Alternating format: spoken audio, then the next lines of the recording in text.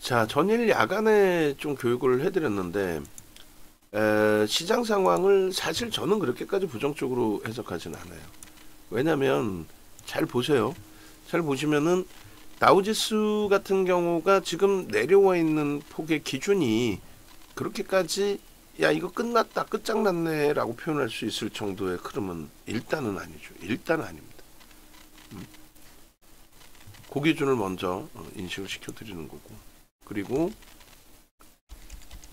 마찬가지로 S&P 500 지수 500개 우량 종목의 기준, 야, 여기가 끝인가라고 생각했을 때 이제 하락 형태 확인형의 기준이 되는데 월봉입니다. 월봉의 기준에서 여기가 끝인가라고 하기에는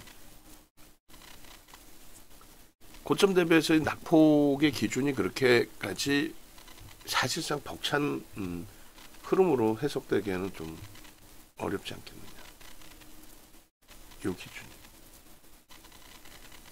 그리고 나스닥 같은 경우도 그러니까 일반적으로 이제 시장 지수가 20% 이상의 조정이 나오면 그거는 추세가 무너졌다라는 표현도 사실 하기도 합니다. 지금 기준에 나스닥이 13.54가 밀렸어요. 어제 기준으로 아마 엔비디아가 30% 수준까지 밀려 내려왔을 거예요. 근데 그 부분을 저는 과도하다라고 표현을 한다는 거죠. 저는 과도하다. 지금 그동안 그 글로벌 증시의 비교 차트를 보시면은 미국 자체만 특히 2020년 이후에 변동률이 상승률이 월등히 더 높았어요. 자, 오늘 원고 작업하시는 분 그거 좀 해주실래요? 원고 작업하시는 분 글로벌 증시 비교 차트 그리고 국내 증시 그거 갖고 갑니다. 그렇게 해서 국내 증시의 기준. 그래서 오늘 원고 그 14시 방송 만약에 나가는 분 계시면 14시 방송에는 한화, 뭐 한화 그리고 포스코 인터내셔널, 포스코 DX, 포스코 인터내셔널, 포스코 DX 가지고 나가도 돼. 오늘 것만을 설정 안 해도 돼.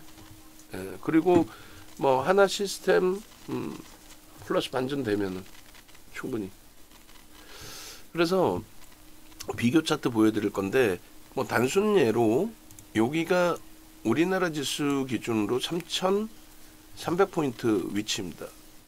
거기 대비해서도 대략적으로 10% 이상, 그러니까 3,700 정도 있는 거예요. 우리는요, 택도 없죠. 택도 없죠. 또 S&P 500 지수 500개 우량 종목으로 설정되어 있는 쪽 마찬가지. 마찬가지.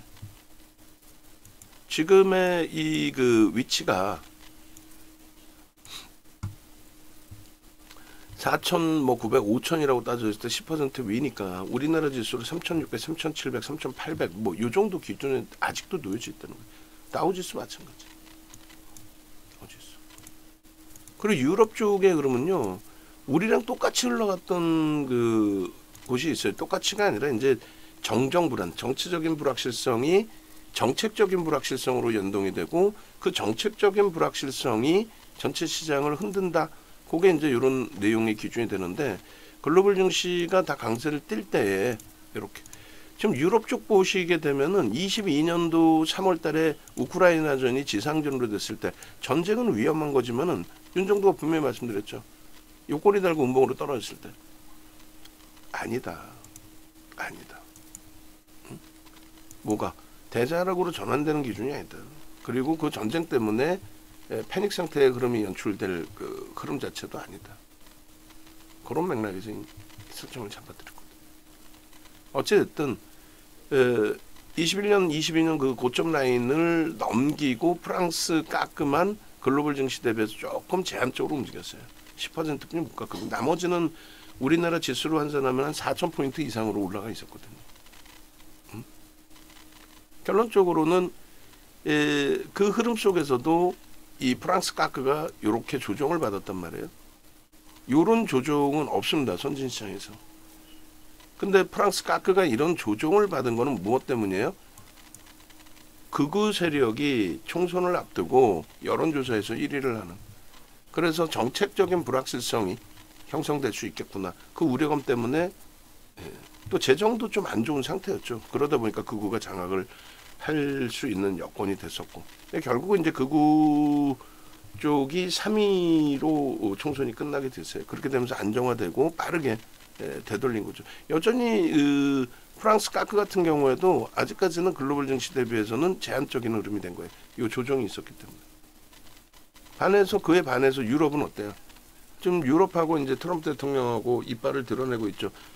그러니까 중국하고 미국과의 관계도 뭐 일방적으로 미국이 두들겨 패는 것처럼 이런 표현을 하는데 전혀 그렇지 않아요. 뭐 중국이 우습습니까? 유럽 쪽 같은 경우에 어때요? 막내 동생뻘인 미국인 거잖아요. 어디서 감히 건방지게 우리한테 들이밀어 이게 막내가? 농담하는 게 아니라 뭐 군비 니들 돈 내가 더 받아야 될 것 같은데 뭐 이런 식의 코멘트는 나오니까 바로 야 우리 자체적으로. 그러니까 어쨌든 독일 같은 경우에 그 지금의 지수 기준이 이렇게 돼 있습니다. 그동안 미국 대비해서 상대적으로 글로벌 증시가 상승률이 제한적이었단 말이에요. 근데 이번에 독일 같은 경우 어마어마하죠. 어떤 이유에서든. 그리고 그 고점에서 저렇게 눌려 있는데 저게 뭐 무조건 트럼프 영향을 받아서 글로벌 증시가 뭐 트럼프 영향을 받아서 폭락을 해요. 이게 폭락이에요? 아니야. 미국 흔들릴 때도 유럽은 강세를 뗐단 말이에요. 그렇기 때문에 글로벌 증시의 폭락 얘기 운운할 때 아닙니다라는 표현을 한 거고. 그리고 니케이 지수. 고점 대비해서 14% 밀려있는데 엔화 강세 부분이 일정 범위 있죠. 금리 인상시키면서. 그러니까 달러 지수로 표기하는 부분이 있기 때문에 상대적인 부분은 그렇게까지 뭐 벅찬 상태는 아니다. 오버슈팅 이후에 조정폭의 기준에서도. 저는 그렇게 판단해요. 그래서 여기도 똑같아요. 21년, 22년 우리나라 지수 3,300 대비해서 얼마큼 위에 있느냐. 20% 위에 있어요. 얘네는. 엔저를 바탕으로. 달러 가치로 환산을 해야 되니까. 결론은 지금 우리나라 지수로 따지면 여전히 4천입니다. 그렇죠? 그리고 대만 가권까지. 대만 가권지수 IT 위주잖아요. TSMC가 있는 시가총액이 우리나라 시가총액을 넘겼습니다. TSMC가 삼성전자와 함께 세계 글로벌 시장 25위에 순위에 놓여져 있다가 삼성전자 25위거든요. 대략. 지금은 이제 밀렸지. 근데 TSMC가 글로벌 시장 몇 위? 9위까지 올라왔죠. 글로벌 시장. 그러면서 대만 지수가 우리나라를 넘긴 거예요. 대만은 얼마나 우습게 봅니까? 솔직히. 예? 국가로 인정을 안 하잖아요. 중국 때문에. 결론적으로 이 대만도 18,700에서부터 고점까지 24,000포인트가 올라간 거예요. 24,000포인트인가요? 5,000? 5,000 올라왔겠네. 5,000 좀 넘게. 5,000, 6,000, 6,000이네. 6,000 가까이. 그럼 6,000 가까이면은 여기서부터 얼마? 30%? 40%? 응? 30%대 아니야. 그럼 4,000 훌쩍 넘긴 상태에서 조정인 거예요. 어디 누가 누구를 걱정을 해줘. 마지막으로 볼 거는 중국인데 중국하고 항생. 중국은 보는 게 아니에요. 중국이 글로벌 증시하고 비슷해? 전혀 다르죠. 근데 데일리 시황을 내놔야 되다 보니까 언론사에서는 데일리 시황 내놔야 되잖아. 그러다 보니까 자꾸 중국을 10시 반에 보여주는 건데 얘는 아무 영향 없는데 얘네 걸 보면 뭐 하겠어. 전혀 영향 없습니다. 특히 지난 2025년 2016년 15년 이후 16년 요 사이에 비이성적으로 14년도에 폭등했잖아요. 그 IMF 권고를 받습니다. 야, 이따구로 비이성적으로 변동성 나오게 하지 마. 왜? 무조건적으로 돈이 들어가니까. 에코프로 2차 전지 랠릴 때도 이런 식으로 폭등이 나오면은 그냥 이걸 보고 돈이 몰려요. 간접 상품에, 펀딩 상품에. 우리는 안 들어가잖아. 직접 투자하는 분들은. 근데 돈이 몰린다니까. 그런 맥락을 이해를 할 수 있어야 돼요. 그래서 외국계 자본이 들어가서 결국은 망가질 걸 뻔히 알기 때문에 IMF 등에서 이런 비이성적인 주가 변동성을 주지 마라고 해서 시장이 좀 안정화되는 기준, 비이성적인 슈팅이 자지러지는 기준. 그래서 이때 조정받을 때 하루에 지수가 6에서 8% 밀립니다. 일주일에 한 번 이상 6주 정도를. 글로벌 시장이요? 아무런 영향 없었어요. 근데 개뿔이나 지금 이렇게 당겨서 보더라도 지금 기준에 아무 조금 전에 보신 거하고 비교했을 때 2015년 이후의 기준에 뭐 글로벌 시장하고 전혀 다르죠. 근데 얘를 왜 봐? 바보도 아니고. 그러니까 윤 정도는 불만이 많아, 모든 거에 대해서. 방송에서 이걸 맨날 내놓으니까 10시 반만 되면. 그리고 항생이 홍콩이 중국에 반환되기 전에는 글로벌 시장에서 아시아 쪽에 들여다볼 수 있는 기준점의 흐름이 됐단 말이에요. 중국 반환 이후에는 얘도 이제 대만보다도 못한 상황이 된 거죠. 뭐 대만이야 지금 훌륭하고 우리보다 시가총액이 크고, 얘네는 중국 반환된 이후에 글로벌 시장하고 연동폭이 없어요. 21년도 고점 개풀이나 다 넘기고 있는데 얘는 뭐야? 얘는 그냥 도시인 거야 이제는. 중국에 속한. 근데 얘를 왜 보냐고. 됐죠? 결론은 글로벌 증시 다시 한번 보시면 다우, S&P 500 지수, 나스닥, 필라델피아 반도체 지수 많이 밀렸네 라는 생각을 가지실 수 있는데, 나머지 유럽 쪽과 일본 뭐 이런 쪽 대만까지 들여다보시게 되면은 우리나라 비교했을 때 뭐 그렇게 과하게 우려할 필요는 현재로서는 제한적이다 라는 표현을 드리는 거고, 이게 이제 진짜 그 무너져 내린다라고 한다면 얘네들도 다 깨져야 돼. 엇박자로 가지를 않아요, 글로벌 시장의 추이는. 그래서 미국 쪽의 그동안의 흐름에 이제 과했고, 정책적인 불확실성이 이제 집권 초기니까 조금 불거져 있다. 그 부분에 좀 민감했다. 그리고 시가총액 그 상위. 자, 지금 글로벌 증시 비교 차트부터 바로 내주세요. 승인해드렸어요, 카톡방은요. 예. 글로벌 증시 비교 차트 바로 주고, 시가총액 순위 바로 주세요. 그 시간 걸릴 일 아니잖아.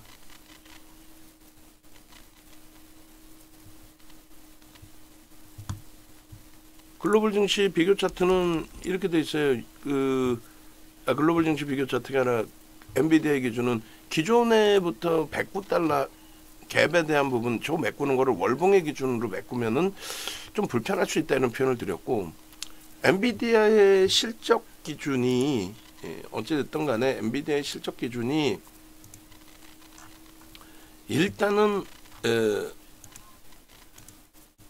지속적으로 긍정적인 실적이 나왔습니다. 이번 실적은 사실은 그렇게까지 실적이 어마어마하게 개선돼 있던 폭의 기준은 아니었어요. 그런데 일단은 그래도 그래서 엔비디아가 실적 발표가 언제였죠? 제가 그 원고를 좀 찾아서 같이 들여다보도록 하겠습니다. 2월 말 기준인데 이제 실적 나온 부분하고 다 놓고 보셔야 그래도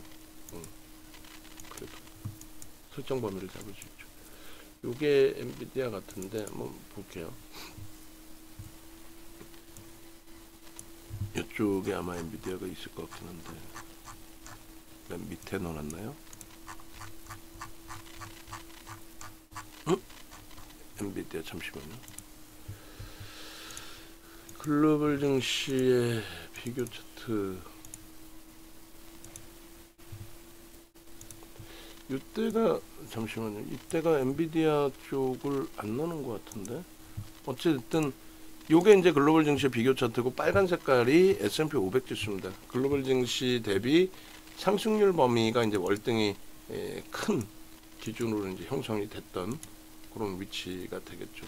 그래서 일단은 그러한 부분들을 다 감안해서 들여다보고 대처하고 기준 잡고 하는 거니까. 그래서 엔비디아 부분은 이제 뭐 자주 설명을 드려왔었는데, 말씀을 드리는 것처럼 엔비디아가 실적 자체가 월등히 긍정적으로 이제 형성돼서 움직임을 가져가고 있기 때문에, 지금 제가 판단할 때는 이제 고점 대비해서 미끄러지는 저 흐름의 기준이 과도하다라는 쪽으로 이제 해석을 한다는 거예요. 잠시만요. 이것도 다시 보시죠. 여기 나와 있네요. 이게 37회차죠. 매번 찾으면 안 되니까 제가 하이닉스 쪽에 저 내용을 다시 넣어 놓겠습니다. 37회차. 요거 뭐 중요해요. 요 시가총액 놓고 보시고, 그리고 이제 나머지 부분도 또 설정을 잡아드릴 건데, 일단은 외부에 계신 분들도 이거 공개적으로 다 올릴 거예요. 공개적으로 다 올릴 건데, 외부에 계신 분들도 이 부분을 좀 잘 시황 보시면서 고민을 해보셔야 돼요. 우리가 지금 이 자리가 어떻게 대처해야 될 자리인지, 개장 초에 우리도 포스코 인터내셔널, 포스코 DX, 그리고 하나 시스템, 하나 에어로스페이스까지 이제 들어가 있는데, 지금 뭐 포스코 인터내셔널은 오늘 새로 가입하신 분들이 계세요. 오늘 두 분이나. 그분들 입장에서는 이제 고점에 잡히신 거죠. 근데 우리 입장에서는 이제 지난주부터 편입을 해왔으니까 크게 이제 버겁지는 않은데, 하나 시스템 마찬가지고 하나 에어로스페이스도 편입 단가 대비 나쁘진 않습니다. 근데 오늘 당일 한 종목, 두 종목, 세 종목의 기준이 아니잖아요. 전체 포트폴리오도 구성해서 봐야 되는 거고. 그러니까 결론적으로 엔비디아의 이 흐름 자체가 일단 중간중간에 큰 우여곡절이 많았어요. 고점 대비 20% 그리고 이렇게 30%까지 밀려 내려온 적은 제 기억에는 없었던 것 같아요. 저 당시 기준에 고점 대비 30%까지 내려온 적은 없었던 것 같은데. 근데 이번에 지금 내려온 게 거의 30% 되거든요. 근데 실적 부분 보시면은, 실적 부분 보시면 계속 상향돼 왔습니다. 그 상향된 그 각도가 조금씩은 둔화돼 있는, 그러니까 평균 판매 단가라든가 이런 부분은 상향할 수 있어도 마진율에 대해서 여전히 고마진을 받고 있습니다만 제한적인 뭐 그런 기준점들도 있는 거죠. 뭐 실적 부분의 주당 순이익이 상향은 되더라도 규모 자체가, 상승률의 규모 자체가 제한적으로 형성이 돼 있으니까. 근데 그 부분은 이제 다시 뭐 확장될 수도 있는 거니까 그건 뭐 다시 들여다봐야 되는데, 중요한 거는 23년 5월 24일 날 실적 발표 나오고, 그러니까 예상치 대비해서 20% 가까이, 그러니까 어닝 서프라이즈죠. 10% 이상만 증가해서 나와도 어닝 서프라이즈라고 그랬잖아요. 대부분이 다 어닝 서프라이즈로 형성이 되어 있는데, 이 부분 요 수정을 해 놓을게요. 생각날 때. 뭐냐면은 주식 분할을 했거든요. 주식 분할을 하다 보니까 요게 요렇게 바뀌어야 되는데 제가 바꾸질 않고 넣어놔서 이렇게 돼 있는 겁니다. 요거만 좀 바꿔놓을게요. 매번 까먹어가지고 방송 갖고 갈 때마다 이게 매번 틀리게 형성돼 있어서 지금 생각날 때 바꿔놓겠습니다. 됐죠? 그렇게 해서 이렇게. 그러니까 결론적으로 실적이 뒷받침돼 있는 주가의 강세다. 근데 그 실적이 뒷받침돼 있다는 수준이 어느 정도? 뭐 진짜 상상을 초월할 정도. 이 정도로, 그러니까 글로벌 시장의 시가총액 1위로 올라오는 게 그냥 뭐 고수업 쳐가지고 점수 따서 올라가는 그런 개념이 아니잖아요. 이건 뭐 우스갯소리가 아니라. 그래서 이 실적이 뒷받침돼서 올라가는데 그 실적 범위가 상상을 초월한다.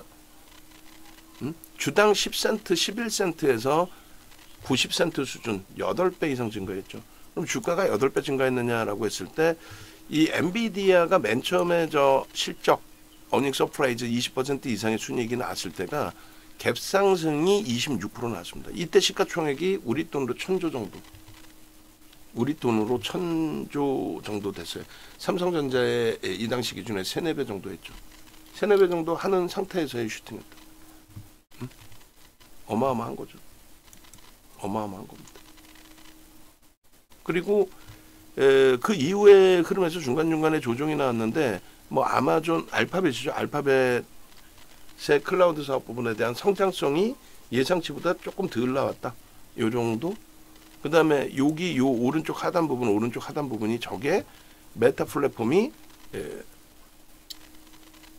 돈을 덜 투자해서 도태되는 것보다는 많이 투자해서 실패가 되는 그 리스크를 안고 가는 게 오히려 낫다. 뭐 그런 기준점들. 결국은 이런 낙폭에서 다 돌리고 위로 올라갔단 말이에요. 그 이유는 이 실적. 실적을 바탕으로 해서 움직이는.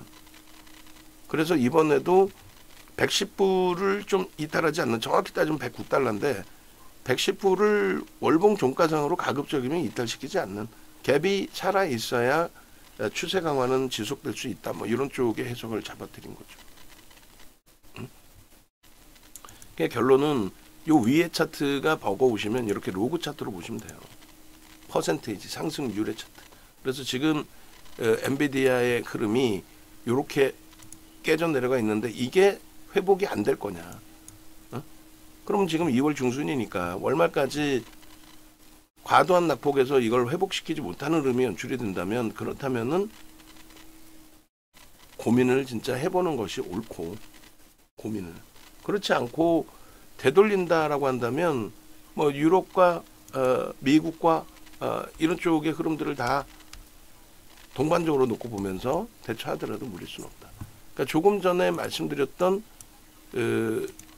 요 주가의 흐름이 여기서부터거든요. 정확히 요게 실적이 어닝 서프라이즈가 나오고 나온 이유는 22년도 11월 말에 챗 GPT를 오픈하고 그렇게 되면서 이제 클라우드 부분, 서버 부분에 증설이 필요한 상황이 됐고 그게 뭐 상상을 초월하게 이게 MS사와 알파벳의 실적 발표에서 MS는 좋게 나왔어요. 근데 알파벳이 이제 좀 부정적으로 실적은 좋게 나왔는데 클라우드 사업 부분의 성장성이 기대 못 미친 걸로 그렇게. 그리고 여기는 이제 다시 꼬리 달고 돌려놨는데 이게 메타 플랫폼 올 초에. 그러고 나서 이제 여기서 계속 혼조습니다. 그리고 실질적으로 퍼센테이지로는 오른 게 없어요. 로그 차트 보시면 퍼센테이지로는 오른 게 없어요. 맴돌고 있는 거야. 야 이미 주가는 반영됐다. 23년 5월 기준에서 요때 바닥 찍고 돌리는 과정에 요 앞전 고점을 넘길 수 있을 만큼의 실적이 나와줬고 그 이후에 실적이 8배 증가했다. 저평가는 아닙니다. 근데 요때 CPU를 쓸 때 대비해서 지금은 GPU를 쓰고 있는데 더 고사양이고 더 고가고 더 고마짐이란 말이에요. 그럼에도 불구하고 이렇게 돼 있다? 응? 지금 올라온 거 이게 많이? 응? 요거만 박스 이렇게 보시면 CPU 때와 GPU 때인데 전혀 다르죠. 여기서 오히려 슈팅이 나올 수 있다는 거. 저는 그렇게 생각합니다. 그래서 결론은 지금 현재 이제 엔비디아 쪽의 흐름, 솔직히 다른 그 애플이나 시가총액 1위 애플 같은 경우도 뭐 1위 자리를 엔비디아에게 내주기도 했었습니다만 애플 같은 경우에도 뭐 사실 그 어마어마한 슈팅이 나온 것은 아니었었죠. 시가총액 1위로 올라올 만큼 이제 점진적인 강세를 띄었던 부분인 거고 MS사 같은 경우도 이제 주춤거리는 흐름이 형성이 돼 있었다가 이제 요번에 좀 조정 엄청난 오버슈팅은 아니었어요. 그리고 이제 뭐 알파벳 또 아마존 뭐 이런 식으로 형성돼 있는데 고점 찍고 나서 20% 수준 뭐 그들이나 우리나 똑같습니다. 그렇게 해서 우리 쪽의 방산 쪽도 많이 깊어진다라고 한다면 말씀드린 것처럼 뭐 20% 수준 그리고 레인보우 같은 경우가 지금 이제 30%를 넘겼죠. 그래서 보통 이제 20% 정도면은 거래가 계속 수반돼 있는 쪽은 그 정도면은 가격 반발력이 좀 강도 있게 나와줍니다. 최악의 경우가 이제 뭐 그 이상의 뭐 조정이 나오는 경우도 있습니다만 일반적으로 20% 수준까지 밀리기가 그렇게 쉽지는 않아요.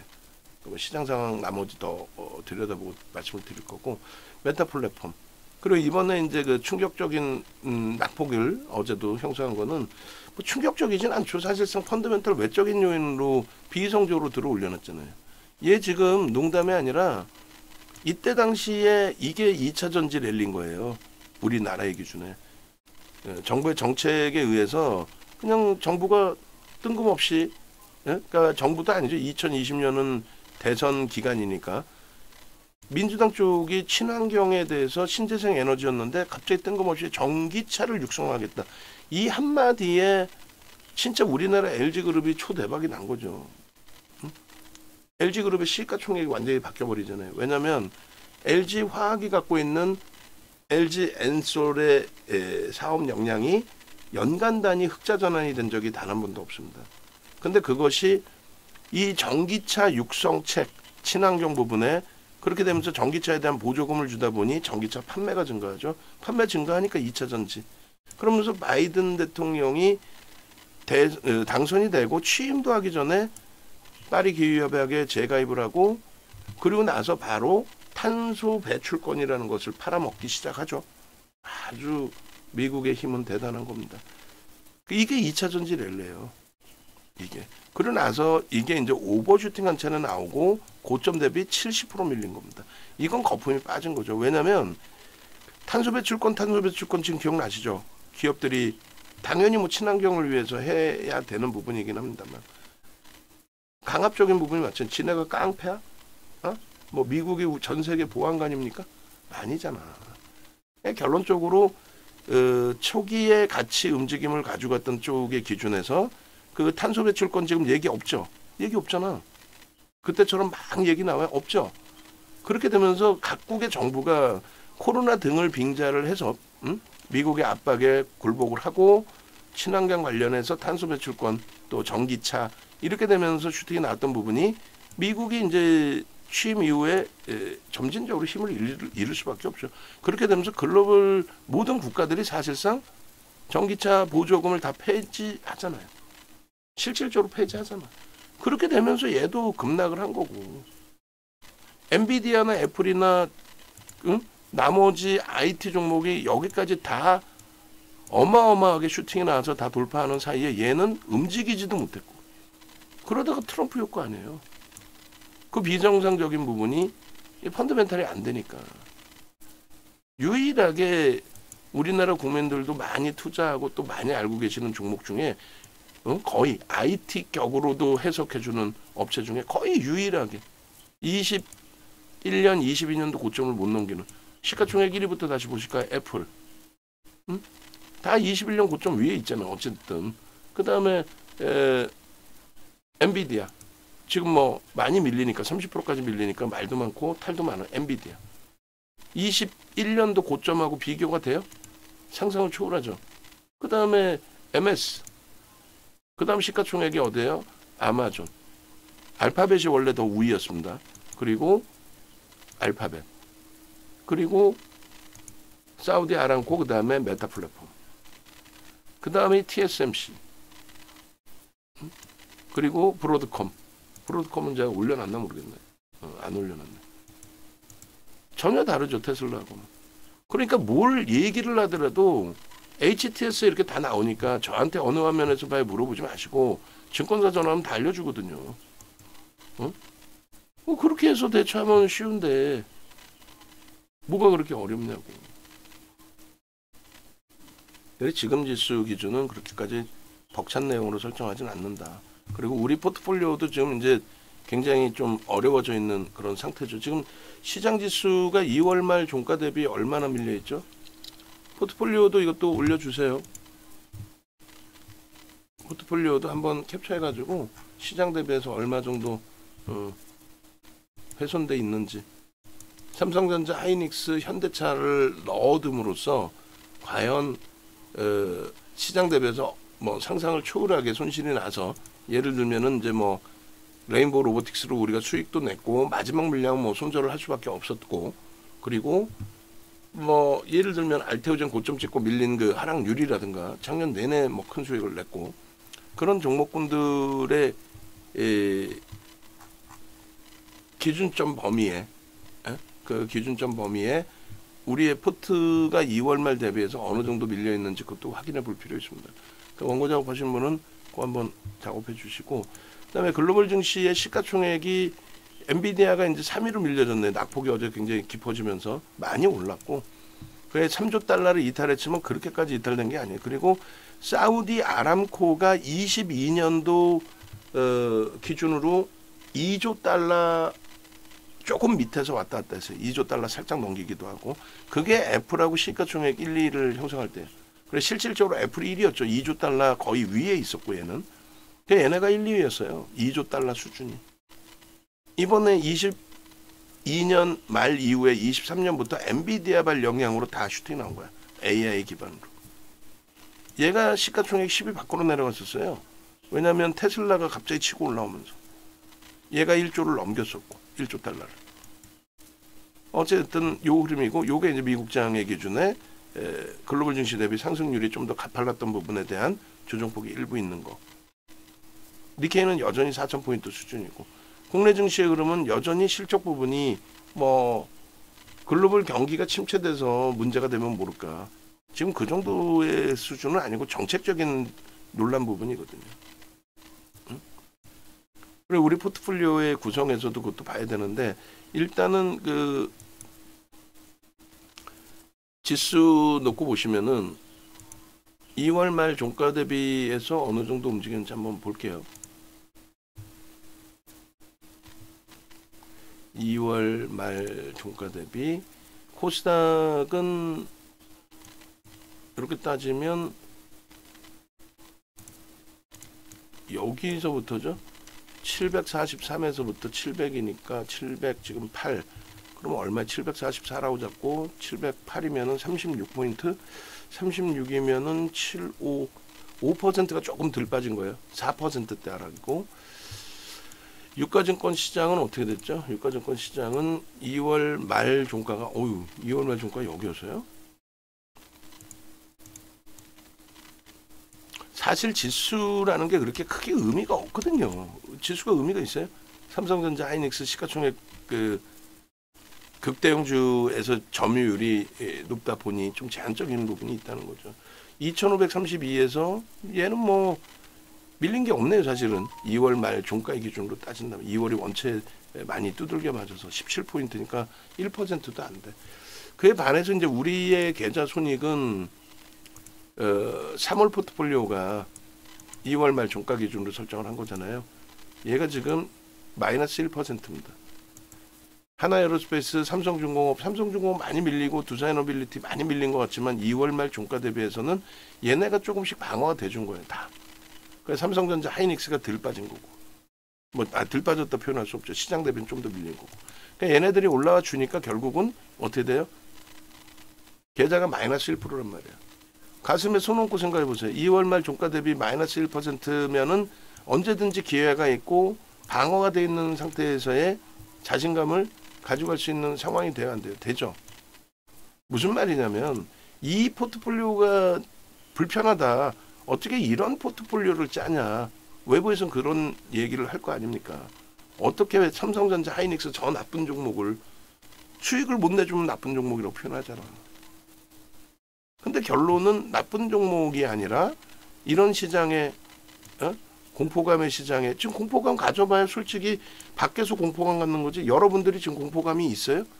제가 판단할 때는 여러분들은 공포감이 있으면 안 되는 거야. 왜? 이 주력 포트폴리오로 마이너스 1%고 그리고 우리가 이 주력을 만약에 70%를 채워놓고 나머지 변동성 매매를 한다라고 했을 때 특히 3월 들어서 다 뭐예요? 방산조선이죠. 특히 방산이죠. 하나에어로스페이스, 하나시스템, 또 한국항공우주, 또 포스코인터, 포스코DX, 포스코홀딩스, 하나오션까지도 거기서 다 수익 낸 거 아니에요? 솔직히? 응?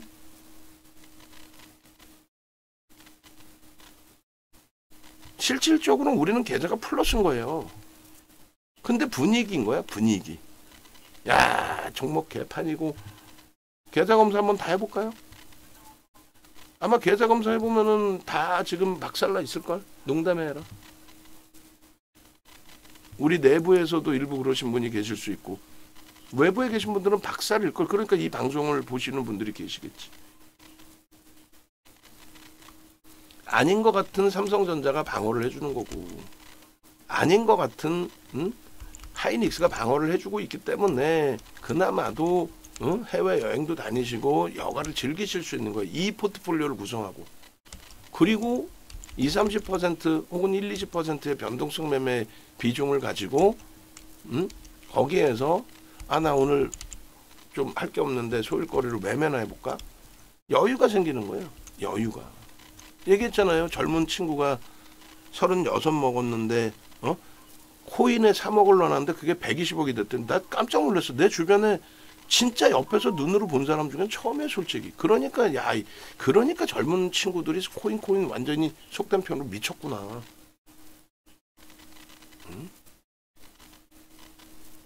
깜짝 놀랐어요. 근데 그 120억에서 이제 정리한 게 한 100억대 되나 보더라고. 근데 2-3년 사이에 절제를 하고 썼는데도 자기랑 같이 했던 사람은 다 망했고 500억, 100억 얘기하고 앉아있더라고 그날도. 한전 다니던 친구고 뭐 집안이 뭐 괜찮았으니까 3억을 또 넣어놨겠지 거기다. 근데 500억 1000억을 얘기하고 앉아있더라고. 일요일날 밤에 미팅을 했는데 500억 1000억 벌면은 뭐 은퇴를 지금 70억 남아 있는데 500억 1000억을 벌고 싶대요. 불가능하지. 기본적 분석, 기술적 분석을 아예 모르더라고. 그러니까 한전에 열심히 다니다 코인 넣어놨는데 대박 나오니까 어설프게 이래저래 매매. 그래서 30억을 깨먹은 상태고 그나마 부모님 말씀 잘 듣고 나머지 70억에서 30억만 더 하겠다. 그래서 40억은 쟁여놓겠다. 그게 30억이 본인 입으로도 평생의 돈이란 말이에요. 평생 직장 다녀서 모을 수 있는 하나도 안 썼을 때. 어찌됐든 간에 현실적인 범위를 여러분들은 알고 계시잖아요. 주식 자산만 있으신 게 아니기 때문에. 다소 허무맹랑한 생각은 좀 저버리실 수 있어야 돼요. 지극히 정상적인 범위에서 기본적인 포트폴리오를 구성해 놓고 시장이 이렇게 뒤숭숭하더라도 내 계좌가 그래도 시장 대비해서 어느 정도는 방어가 될 수 있는 어느 정도 수준은. 변동성 매매만 하면 한 방 맞으면 무슨 지금 레인보우 같은 경우도 얼마나 강력하게 매매 사인을 드리고 있어요. 14만원, 21만원, 또 40만원대까지 따라붙었죠. 그 더블 내고 따따블 냈는데 결국은 또 고점에서 밀리는 게 30% 이상 깨져요. 순식간에. 마찬가지로 하나 에어로스페이스 70만 1000원 찍었다가 60만원 이탈됐어. 그러면 15% 이상 까진 거야. 순식간에. 돌렸으니까 다행이지.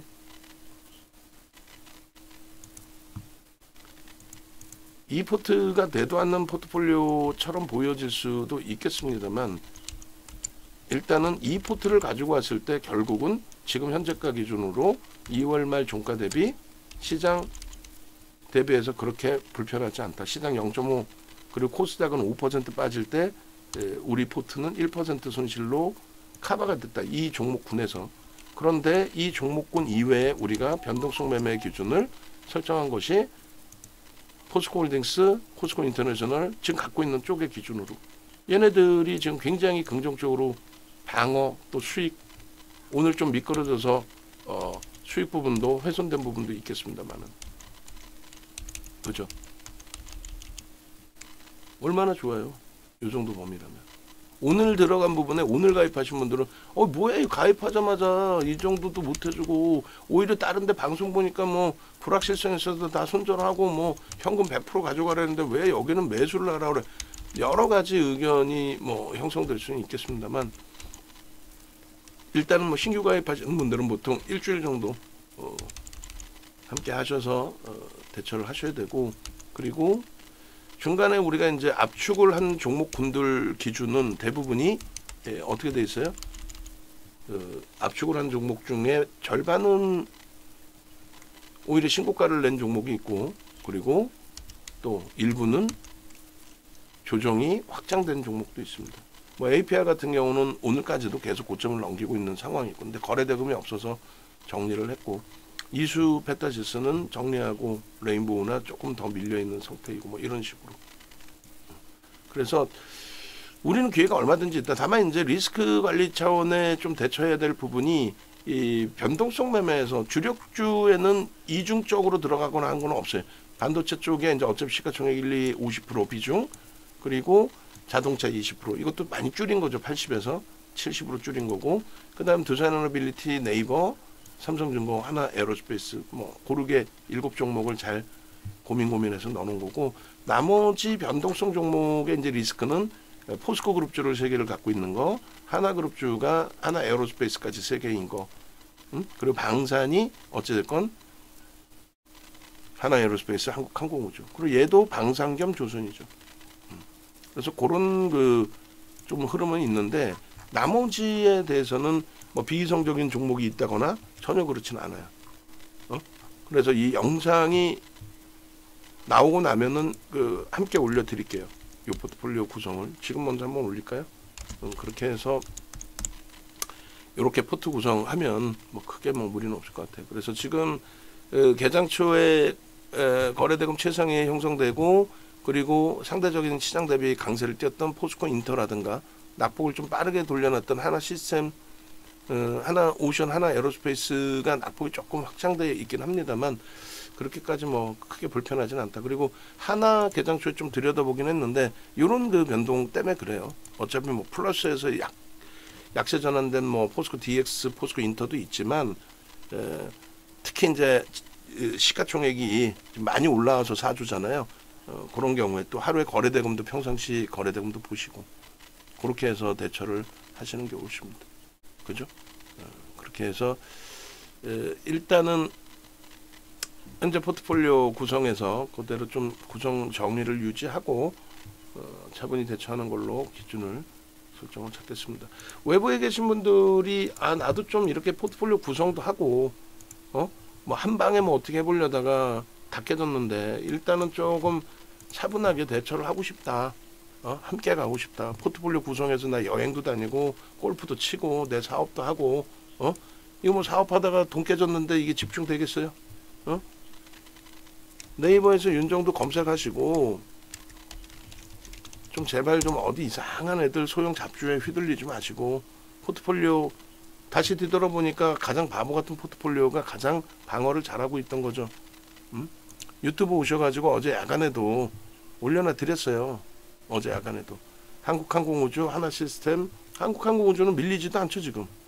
하나시스템은 좀 조금 거래가 최상위로 터져 있던 상황이었기 때문에 조금 출렁거림이 있습니다. 특히 이제 하나그룹주들 전체도 그렇고 얘 뭐 사상 최대 신고가 가고 하나시스템, 한국항공우주 그리고 불기둥 AI 관련해서 시황까지 다 설정을 해서 올려드린 거예요. 이런 부분들 다 참조해서 보시고 포스코 홀딩스든 전부 다 포스코 인터내셔널도 여기 있잖아요. 지금 오늘 상대적으로 강세를 띠는 여기도 있고 여기도 있고 그리고 검색기 기준에 난 검색기가 필요해요 하시는 분들 마찬가지입니다. 검색기 기준에서 개별 기준의 매매 설정 범위는 이렇게 돼 있어요. 오늘 검색기 한 종목도 안 뜨죠. 당연히 진입하고 나서 탈퇴가 나와버렸으니까 여기서 돌리면 재진입 신호 나옵니다. 그리고 마찬가지예요. 하나의 경우도 이슈 보고서 이슈죠. 진입 신호 나왔단 말이에요. 늦게 나와요. 왜? 거래가 평상시 없었기 때문에 보합에서 나올 수가 없지. 주가가 벌써 이미 움직여서 탄력이 있을 때 나오겠죠. 그렇게 하고 탈퇴 신호. 그러니까 활용하실 수 있다라는 거예요. 검색기만 있으면. 검색기 신청하실 분들은 누르셔서 뭐 좋아요도 누르시고 밑에 보시면 검색기 신청 이렇게 있습니다. 신청하시고 그리고 네이버에서 윤정도 검색하셔서 홈페이지 찾아오시면 이런 식으로 돼 있어요. 근데 이제 불기둥 AI는 문자만 나가 문자. 검색기에 뜬 문자. 그러니까 오늘은 포스코 인터내셔널이 하나 나갔겠죠. 그리고 지금 없죠. 안 나가. 대신에 이제 이런 포트폴리오 구성의 영상이나 녹화 부분은 VIP 회원님들은 영상까지 보실 수 있어요. 녹화된 영상이지만. 그러니까 VVIP 회원님하고 차이를 자꾸 물어보시는데 묻지도 마세요. 그럼 물어봐야 뭐 하겠어. 응? 시장도 안 듣고 짜증나는데 차이가 뭐예요? 뭐 차이가 뭐가 있어? VVIP는 VVIP인가 보지. 응? 그렇게 해서 가입하시고 일반적으로는 2+1을 가입을 하세요. 그리고 나서 일주일 정도 겪어보셨는데 도저히 아닌 것 같다. 그럼 어쩔 수 없이 환불이지 뭐. 그리고 연장하실 땐 보통 1년을 연장하시고 그렇게 해서 뭐 예를 들면은 이렇게 강아지님 같으신 경우 케빈님이시죠. 본인께서 이제 보시는 내용들을 올려주시기도 하고 그리고 어제 이제 올려놔드린 그 문자 내역 보시면은 이게 3월 4일자 문자 내역이잖아요. 그러니까 이 문자 내역을 받고도 이게 과연 VIP 방에서도 문자를 받고 이걸 사실 수 있겠느냐 그게 중요하다고 그랬죠. 뭐냐면 하나 에어로스페이스 같은 경우에 63만 5천 원 발송이 되고 계속 하나 에어로스페이스입니다. 비중이 더 확장할 수는 없죠. 근데 이렇게 발송이 되고 이게 얼마? 바로 이날 70만 원을 넘겼어요. 그러니까 일반적으로 우리는 이제 2월 말에 포트폴리오를 채웠는데 일반적으로 하나 에어로스페이스를 올 초에 30만 원대 받고 작년 12월에 급락 이후에 27만 원 찍는 걸 봤는데 어떻게 27만 원, 30만 원 초반을 올 초에 받는데 이걸 63만 5천 원에 살 수 있겠어요? 우리는 삽니다. 종목이라고는 얘 그리고 이날 하나 오션 얘는 이날 얼마 갔냐면 7만 8천 원 찍고 8만 7천 2백 원 둘 다 11% 올랐어요. 그러니까 얘는 전량 차익 실현. 그리고 8만 원 이하에서 재편입. 그 물량을 지금 가지고 있는 거고. 응? 그 물량을. 하나 에어로스페이스 마찬가지예요. 이날 11% 오르고 주력 비중 빼고는 일부 차익 실현할 수 있다. 변동성 매매는. 그리고 두산에너빌리티 하나 더 나왔죠. 25,100원. 지금 25,100원이 살짝 이탈되긴 했습니다만. 그리고 어제 기준이죠. 하나 시스템, 한국항공우주 37,000원, 또 36,000원대. 지금 오늘 좀 조정이 낙폭이 심화돼가지고 좀 4%, 5%까지 밀려 있는데 저점 찍고 돌리면 또 매수 기준을 설정을 잡아드릴 거예요. 결론적으로 자산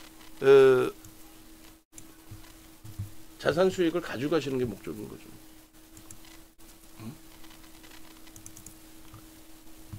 자산 수익을.